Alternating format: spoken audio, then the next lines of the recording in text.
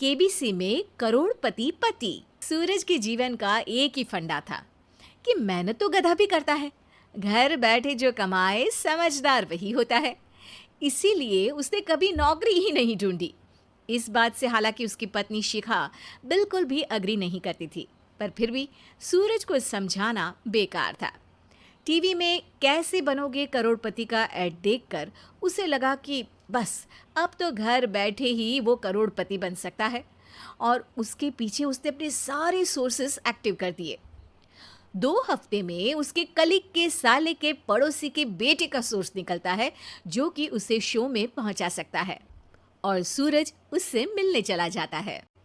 अच्छा, तो हमें मुकेश जी बता रहे थे कि आप हमें शो में पहुंचा सकते हैं। हाँ, उसमें कोई तकलीफ नहीं है। मैं कल अगर कोशिश करूँ तो इसी महीने में आपका नंबर आ जाएगा। अरे ये तो बहुत बढ़िया हो गया। अच्छा, वो सिलेबस और क्वेश्चन पेपर का कोई जुगाड़ है क्या? हैं? उसका तो कोई जुगाड़ नहीं है। तो वो वाकई में कुछ भी पूछ सकते हैं? हाँ, वो तो बच्चन जी पर है, जो पढ़ते हैं वो पूछ लेते हैं। पहली कोशिश फेल होने पर अब सूरज के सामने एक बहुत बड़ा सवाल था कि आखिर जवाब कहाँ से लाए। तब शिखा ने एक सजेशन दिया, क्यों ना सूरज अपने चचेरे भाई सुमित से मदद मांगे, जो कि यूपीएससी की तैयारी कर रहा था। हालांकि इतनी मेहनत करना सूरज को समझ में नहीं आता था, पर कोई और रास्ता ना मिलने पर वो आखिर सुमित से बात करता है। अरे सुमित, हमारा कैसे बनोगे करोड़पति के लिए सिलेक्शन होने वाला है। तुम हमें थोड़े चिट बनाने में मदद करोगे क्या? अरे भैया, चिट बनाए तो सालों हो गए, उसमें हमारा एक्सपर्टीज नहीं है, बल्कि आप बोलो तो हम आपकी पढ़ने में ज़रूर मदद कर सकते हैं। हट, कैसी अनाप शराब बातें कर रहा है तू। सूरज ने सुमित को मना तो कर दिया था, पर तैयारी करने के सिवाय कोई चारा उसे दिख भी नहीं रहा था। खासकर जब 12 के पेपर लीक करने के एक्सपर्ट शुक्ला जो भी हाथ जोड़ लेते हैं। आखिर सूरज को सुमित के पास जाना ही पड़ा, और उसने सुमित और शिखा से वादा किया कि वो बहुत मेहनत करेगा। 1 महीने की तैयारी के बाद फाइनल हुआ कि शो से 1 हफ्ते पहले एक ट्रायल खेला जाएगा, जहां पर सारे रिश्तेदार ऑडियंस की जगह पर होंगे और शिखा सवाल पूछेगी। दूर दराज से भी रिश्तेदार आकर हाजिर हो गए देखने कि आखिर कैसे बनेगा सुमित करोड़पति। सब कुछ सेट था, और इतने में सूरज आकर अपना स्पीच देता है। ये 1 महीना मेरे लिए आसान नहीं था, पर अपने भाई सुमित और अपनी पत्नी शिखा की मदद से मैं इतनी दूर पहुंच पाया हूँ। मेरे मम्मी पापा के आशीर्वाद ने भी बहुत साथ दिया है मेरा। मैं उम्मीद करता हूँ कि आज के शो में आप लोगों को बहुत मज़ा आएगा। साक्षी पहला सवाल पूछती है और पूरे कमरे में सन्नाटा छा जाता है। इंडिया में कितने स्टेट्स हैं? 3, सॉलिड, लिक्विड और गैस। अरे रुकिए, तो ऑप्शंस तो देने दीजिए। इतने में 5वीं कक्षा का चिंटू बोल उठता है।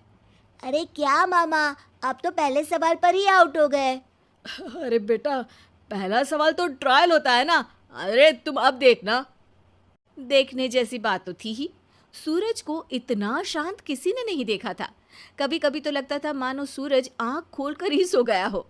मामा जल्दी करो प्लीज, कल सुबह पनवेल भी तो निकलना है।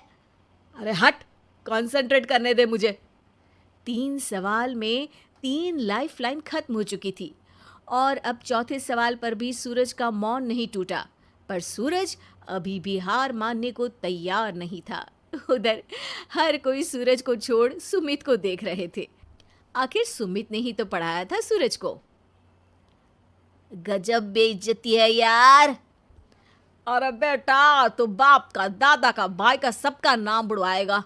अरे 3 लाइफलाइन ले ली तो भी तेरा कुछ नहीं होना है। अरे कोई इतनी बात करता है क्या शो पर? अरे बेटा, शो पर तेरे जैसे भी तो नहीं आते ना। सूरज की ये जंग आखिर 1 घंटे बाद 5वें सवाल पर खत्म हो गई, जब उसने इंडिया के नेशनल बर्ड का नाम कहा, कौवा। अरे बेटा, मजा तो बहुत आया, बस थोड़ा टाइम पर खत्म होता तो आनंद भी आ जाता।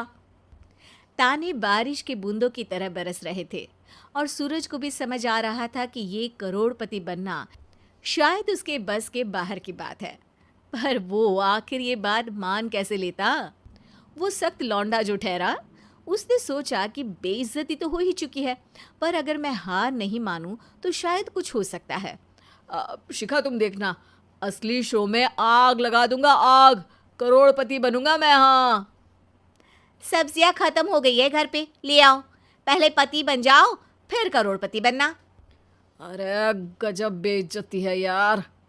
बेटा अभी तो घर पर ही हुई है, 1 हफ्ते में तो तुम देश के सामने करवा कर आओगे। वैसे जब टीवी पर जाओ ना तो बस अपने मम्मी का ही नाम लेना, ठीक है? कोई पूछे तो बोलना कि पापा नहीं है मेरे। अरे पढ़ाई की, पेपर निकलवाए, इतने सारे लोगों को खाना खिलवाया, क्या फ़र्क पड़ा? इसीलिए मैं कहता हूँ कि मेहनत तो गधा भी करता है, घर बैठे जो कमाए वही सिकंदर। लेकिन मामा, गधे भी जानते हैं कि हमारा राष्ट्रीय पक्षी मोर है।